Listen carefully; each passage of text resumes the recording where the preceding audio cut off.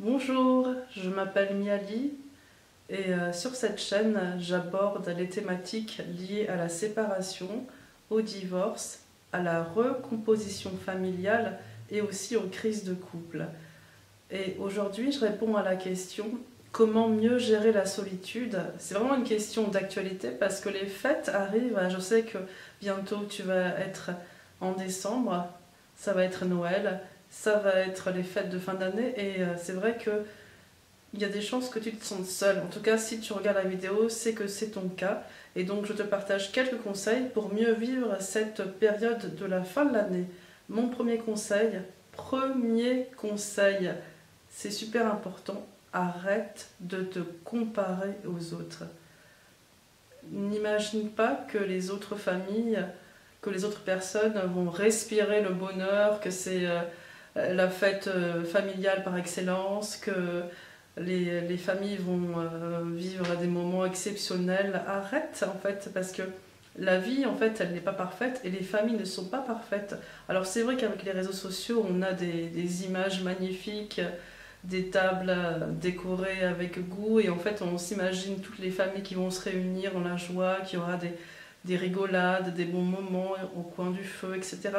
Donc moi je te dis arrête parce que tu te fais des films, tu ne sais pas ce qui se passe sur les réseaux sociaux, tu ne sais pas ce qui se passe chez tes voisins, donc arrête de te comparer parce qu'en fait tu te fais du mal, tu imagines des choses qui te font te sentir encore plus mal.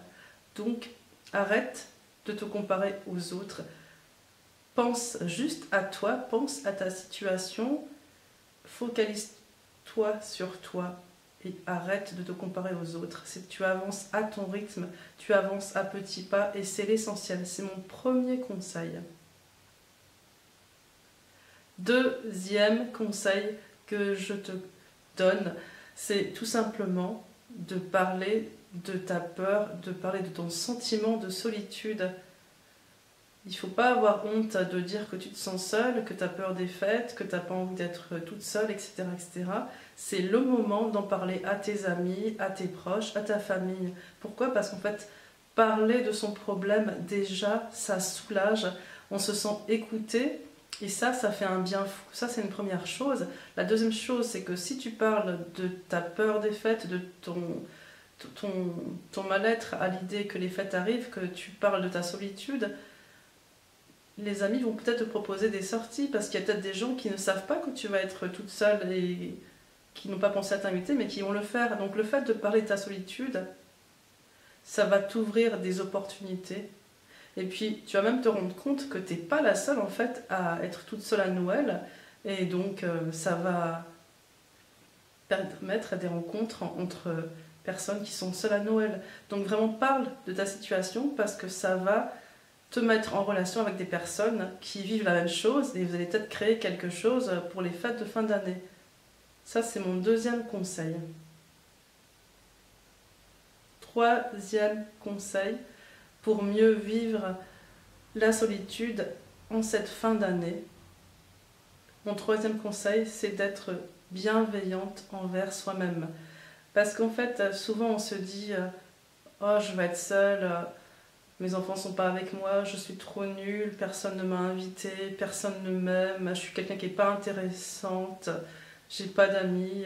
Voilà, tu joues ta Calimero et en fait le problème c'est que tu es une mauvaise compagnie pour toi parce que tu te parles mal. Moi ce que je te demande c'est de te parler à toi comme si tu étais ta meilleure amie.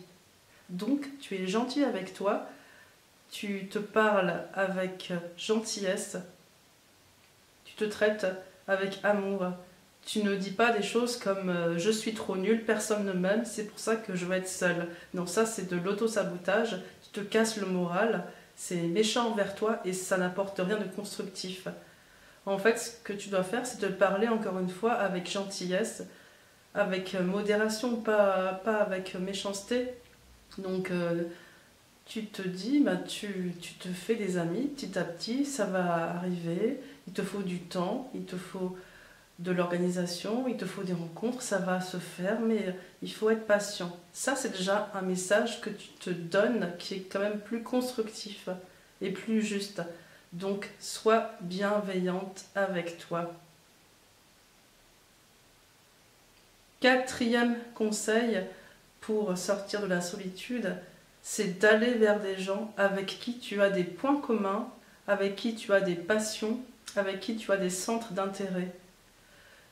Un autre conseil aussi, c'est d'aller vers les parents des amis de tes enfants, parce que vous allez être amené à vous voir souvent. Si ton fils a un meilleur ami, forcément ses parents, tu vas les voir souvent. Donc c'est aussi l'idée, c'est de proposer des dîners, des sorties avec les parents et les enfants, et ça crée un lien. Mais voilà, c'est important que tu te diriges vers des personnes qui ont des points communs avec toi, que ce soit dans le mode de vie, que ce soit dans les valeurs ou les passions. Moi, je sais que quand j'ai déménagé à Toulouse, et ben en fait, je me suis rapprochée de personnes qui sont dans l'entrepreneuriat parce que ça m'intéressait, parce que je voulais créer une entreprise, et donc ça nous a connectés directement de parler entre entrepreneurs. Donc vraiment, je t'encourage à aller vers des personnes avec qui tu as des points communs, parce que ce sera plus fluide, ce sera plus facile, ce sera plus naturel de créer des liens et d'entretenir des liens. Ça, c'est vraiment un conseil que je te donne. Va vers les gens qui te ressemblent. Mon cinquième conseil, c'est de prendre du recul et de poser la question, de te poser la question, pourquoi tu es seule? Quelle est la raison? Est-ce que c'est parce que tu es quelqu'un qui est plutôt timide? Est-ce que tu as peur d'aller vers les autres? Est-ce que tu manques de confiance en toi et donc tu n'oses pas aborder les autres? Est-ce que tu as l'anxiété à aller vers quelqu'un? Est-ce que tu as peur du rejet? Voilà, qu'est-ce qui fait que tu ne fais pas de rencontre? Pourquoi tu es un peu isolé? Est-ce que c'est aussi parce que tu es peut-être très très occupé, tu n'as pas le temps de sortir? Tu es peut-être aussi très fatigué, donc pareil, tu n'as pas l'énergie pour sortir, parce que pour faire des rencontres, pour créer des liens, il faut de l'énergie. Et si tu n'en as pas, forcément, tu ne peux pas sortir.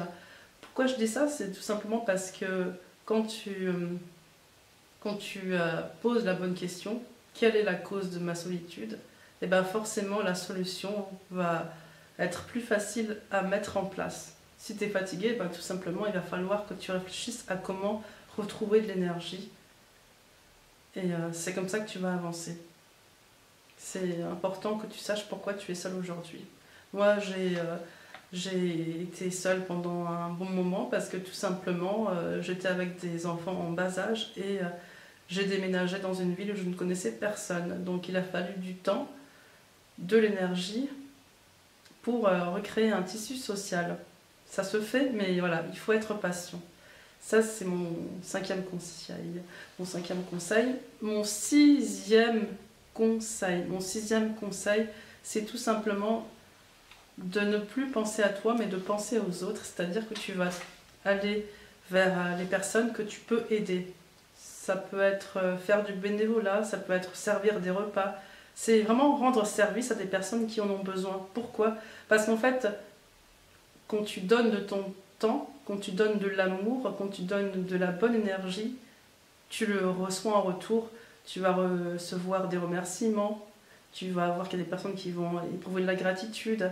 Donc c'est un cercle vertueux, tu donnes et tu reçois. Et en plus, tu te sens utile, tu te sens valorisé. Et puis tu vas certainement sympathiser avec d'autres bénévoles qui partagent comme toi la valeur entraide, la valeur soutien. Donc ça va créer plus facilement des liens plus authentiques, plus profonds. Voilà mes conseils pour sortir de la solitude. Vraiment, je t'invite à les suivre. Et n'hésite pas à me dire en commentaire, toi, qu'est-ce que tu as fait pour te sentir moins seule à l'approche des fêtes. Ça va aider d'autres personnes qui lisent les commentaires. En tout cas, j'espère que ça t'a aidé. Et je te souhaite évidemment de très très bonnes fêtes. Et je te dis à bientôt. Au revoir.